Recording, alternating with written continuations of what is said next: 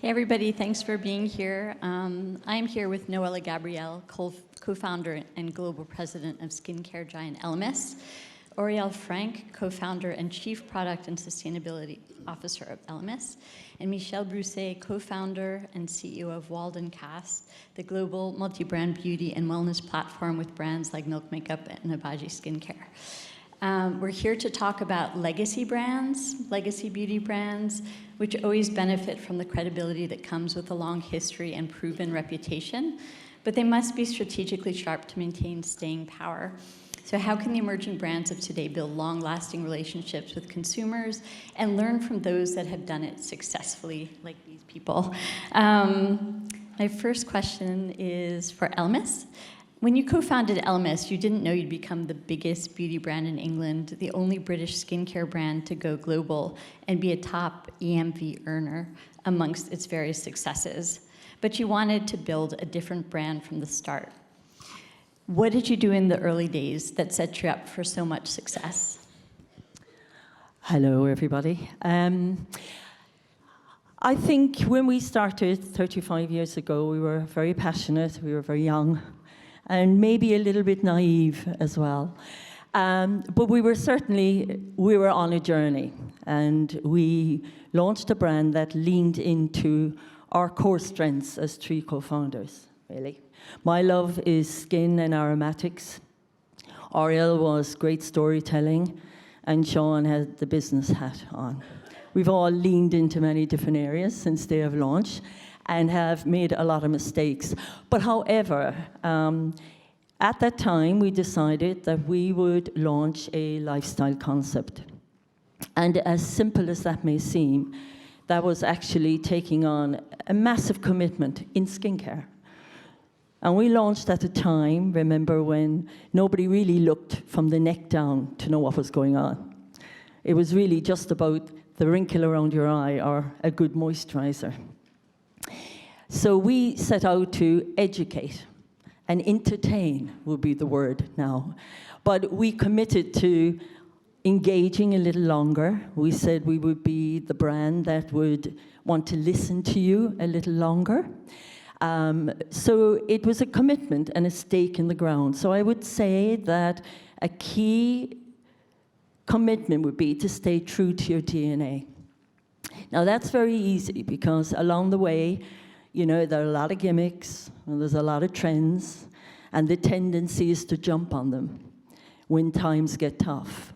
But I think you have to hunker down, and you have to say, we are what we are, and stay very true to that. We launched a lifestyle, treatment-led product brand.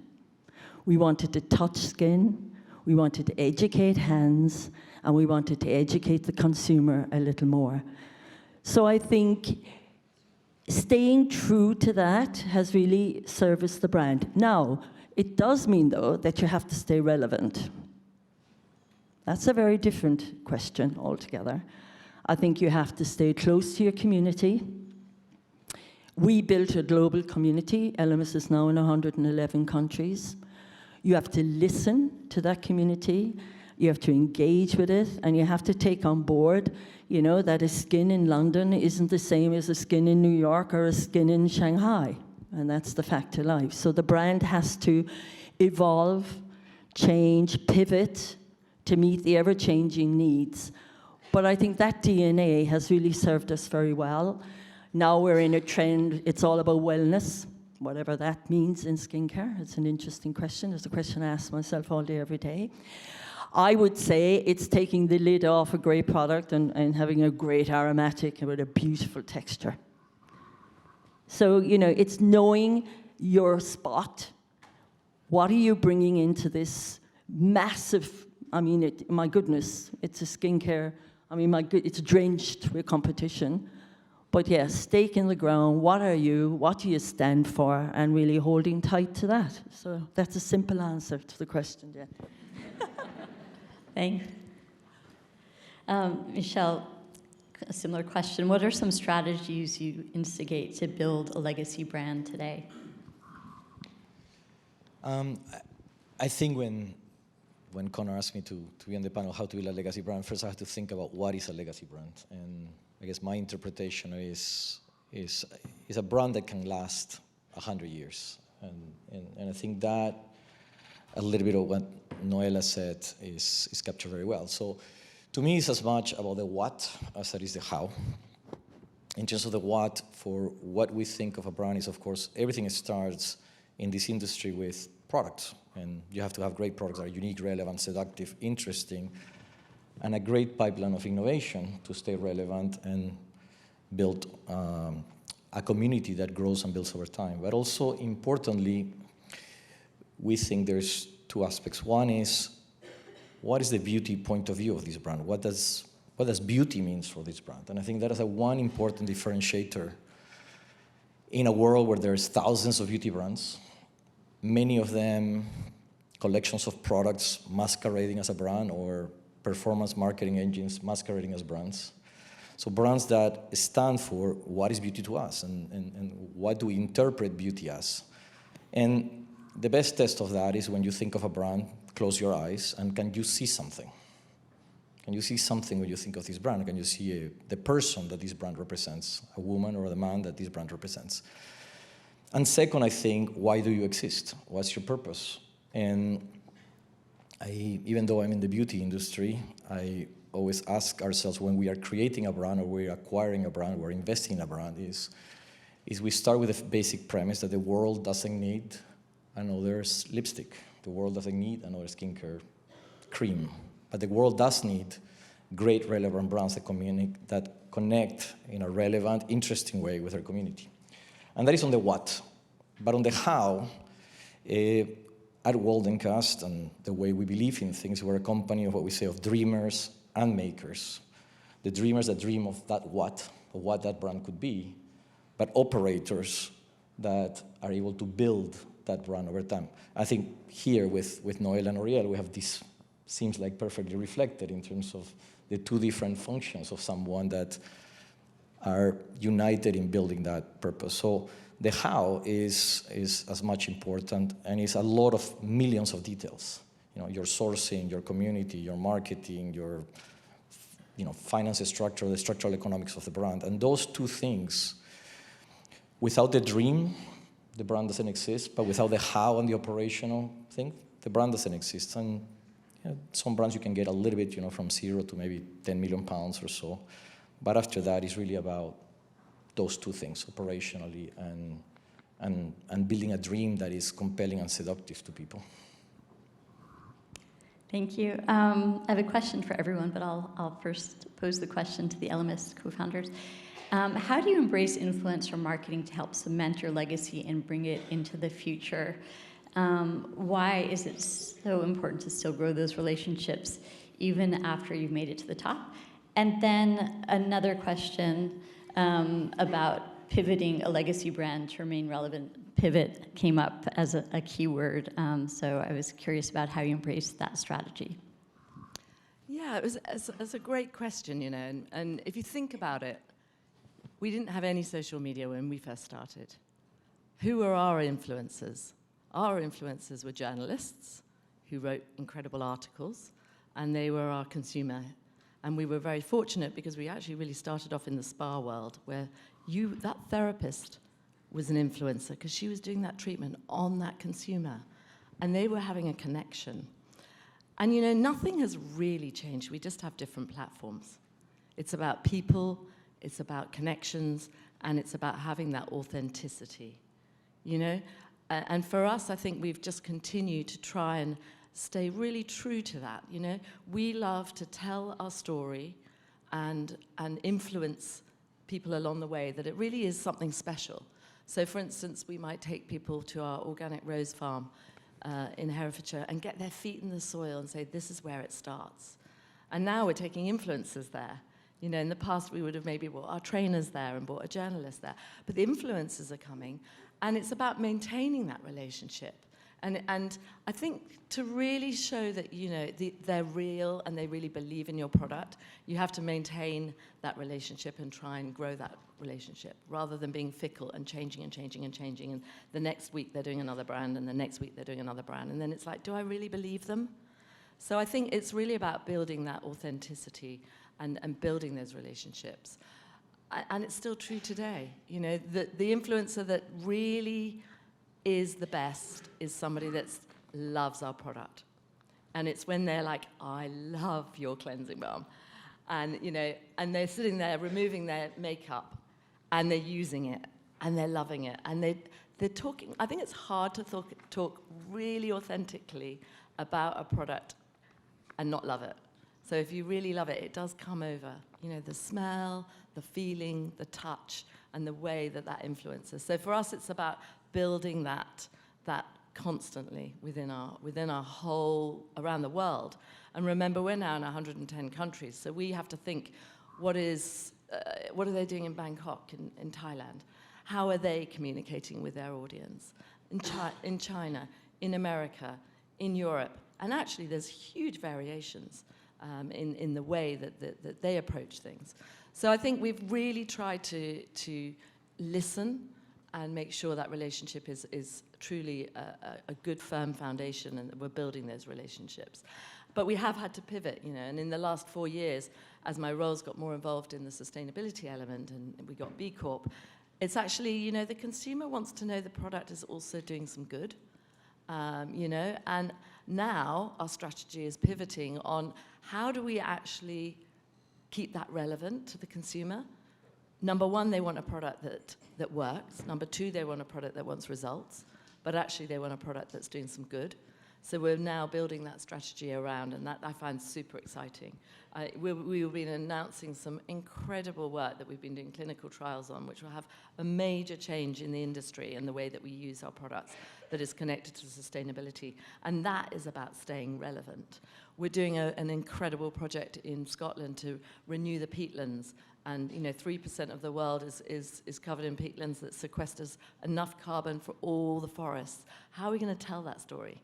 So we're going to bring those influences to the peatlands. We're going to educate them and make them realize that everything starts from nature and the plants and from the soil. And if we don't protect the planet, you know, the future of our next generations will not be as good as it could be. So, you know, we are constantly pivoting and making sure we're relevant and making sure we still stay very true to our DNA, like Noella said. Thank you. We Michelle? make mistakes as well, though. You know, it's not all perfect. Michelle, a question for you about embracing influencer marketing to help cement legacy.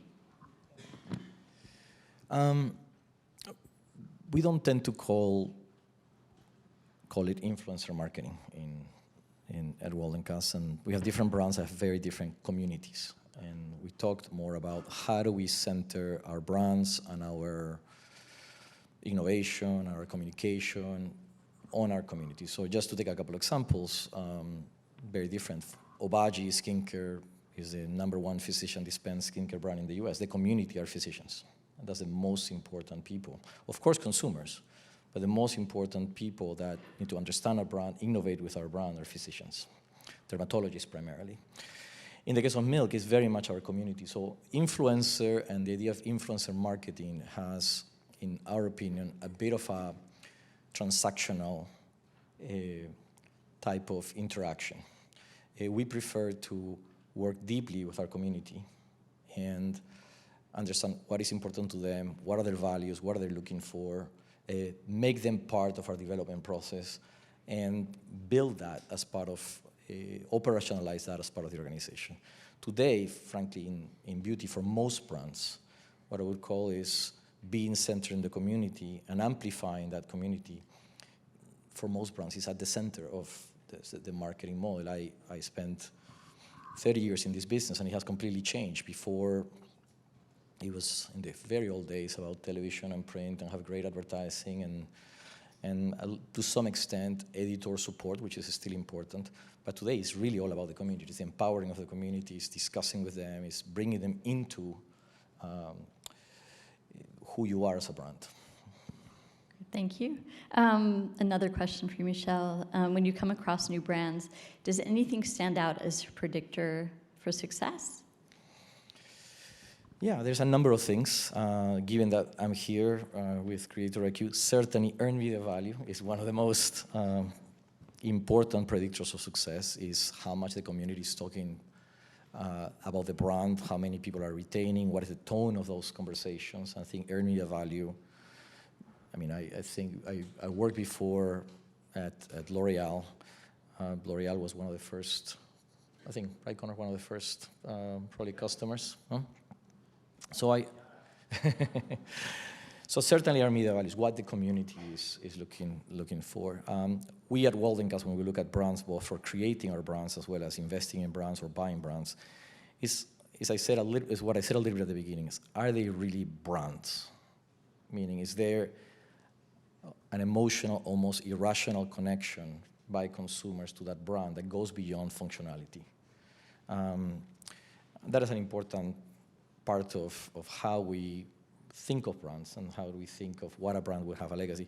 And of course, there's all the other boring stuff, if you want. Are the margins good, and what's the retention, and is the sourcing adequate? And in our case of Waldencast, the way we evaluate brands is against also three important values that are important to us, which is when Hind, my partner and co-founder, and I built Waldencast, we built it to make the beauty industry a little bit better. A lot of companies build companies to change the world. We don't try to change the world, just make the beauty industry a little bit better. And for that is a bit more sustainable, a bit more inclusive, and a bit more transparent. So those three things as values have to be, not every brand has to spike on all three, but at least has to be one of those three be part of what the DNA of that brand is about.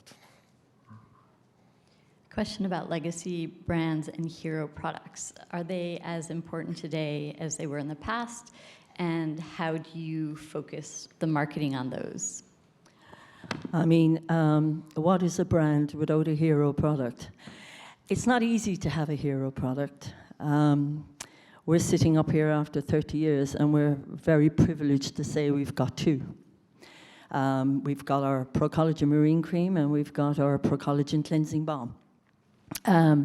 When I go back and reflect back to 2003, when we launched Pro Collagen Marine Cream, 56 samples later, dare I say, I can see people raise their eyebrows, and we pulled the original launch, and we scrapped it and went back to the starting line again. That's the commitment to delivering something that's going to cut through all the noise out there to bring something different. Cleansing balm was exactly the same. We didn't want just a cleansing balm. We wanted a balm that changed into 3 textures. We wanted it to finish with milk, so it supported the acid mantle. I mean, I could go on, okay? I mean, the labs were tearing their hair out and thinking, are we ever going to get this product to market? But it's that tenacity, and it's that, it's that push and no acceptance, nothing short of perfection. And here we are today. Here are 2 products that are #1 globally. The benefit for a brand is you have one message going out globally. And I know there's someone in this audience going to smile when I say this, because the power of one message going out globally is phenomenal.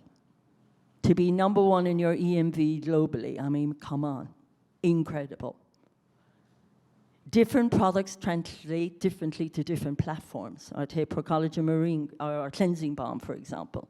The minute that went on to TikTok, 27 million impressions later.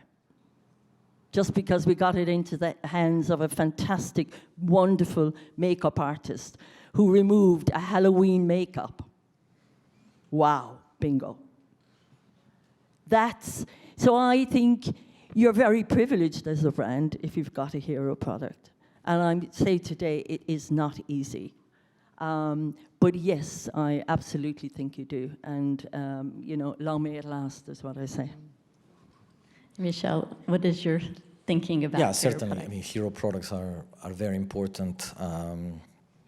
But you have to also be careful of being a one-hit wonder.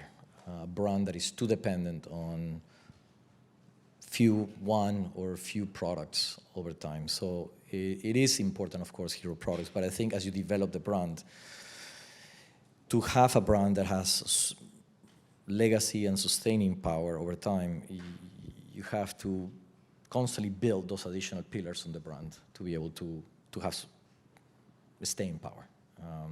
Otherwise, you're too dependent on a single thing that eventually somebody will copy, somebody will dupe, somebody will make it similar. So I think yes, hero products are very important, but you need more than one.